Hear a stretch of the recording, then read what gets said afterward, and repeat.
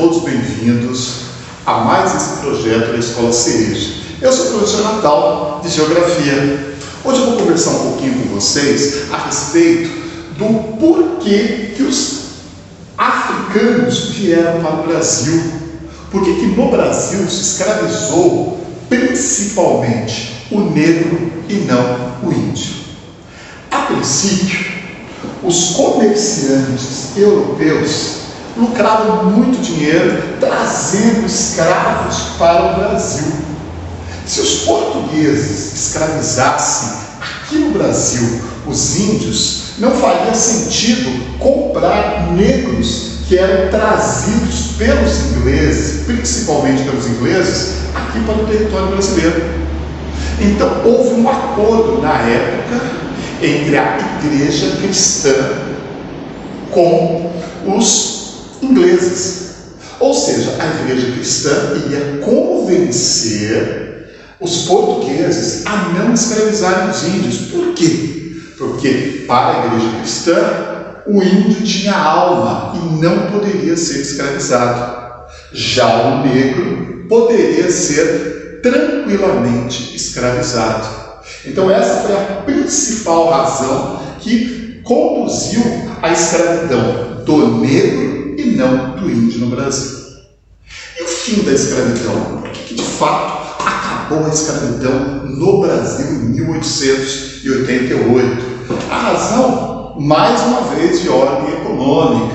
Os ingleses, após a Revolução Industrial em 1750, queriam ampliar o mercado de consumo aqui no território brasileiro. E para que isso acontecesse, era muito importante dar a liberdade aos negros aqui no território brasileiro, tá? Para que eles se transformassem em consumidores. Então, em linhas gerais, só para finalizar, escravizaram os negros no território brasileiro porque dava lucro para os ingleses. E acabaram com a escravidão para que estes mesmos negros se transformassem em mão de obra barata, porém consumidora das mercadorias inglesas. É isso aí. E assim como Mariana, muitas outras existiram, que lutaram e lideraram, bravamente resistiram. Essas heroínas negras na história emergiram. Mesmo que pouco lembradas, elas são inspiração, pois nos contam a verdade sobre a história da nação, onde os negros guerrearam pela, enfim, libertação. Se na escola não se ensina e se na TV não mostra, eu escrevo esse cordel e espalho essa proposta. Compartilha quem entende e quem da verdade gosta.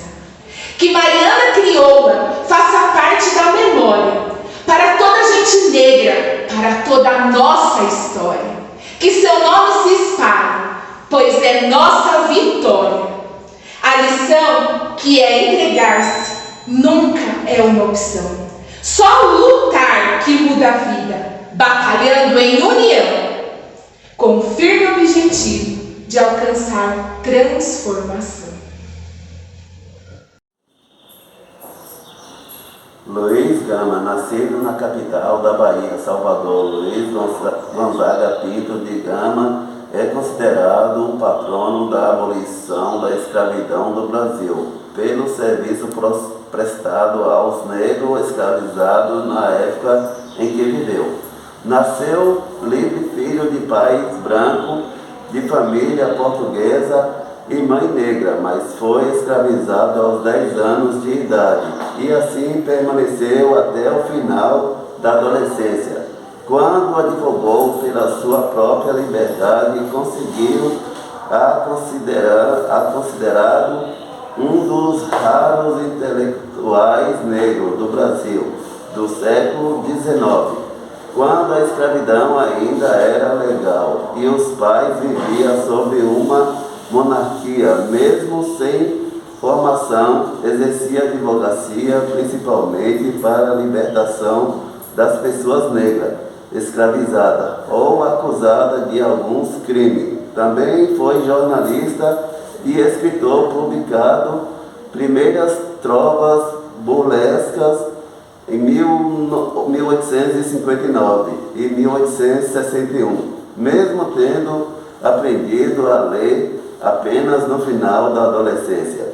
Morreu em decorrência da diabetes e seu enterro era em São Paulo. Foi acompanhado por milhares de pessoas e seguiram em cortejos fúnebres por quilômetros,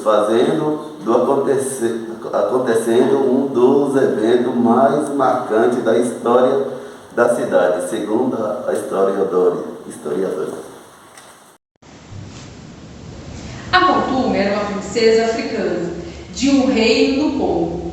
Foi uma grande guerreira e estrategista. Ele liderou um exército de 10.000 homens para combater uma invasão no seu reino em 1665. Quando perdeu a guerra, foi escravizada e trazida ao Brasil, onde foi vendida como escrava reprodutora. Grávida, a Paultume organizou uma fuga para Palmares, onde deu à luz Ganga, Zumba e Gana, que mais tarde seriam chefes dos mais importantes mocanos de Palmares, e também Sabina, mãe do grande líder de Palmares, Zumbi.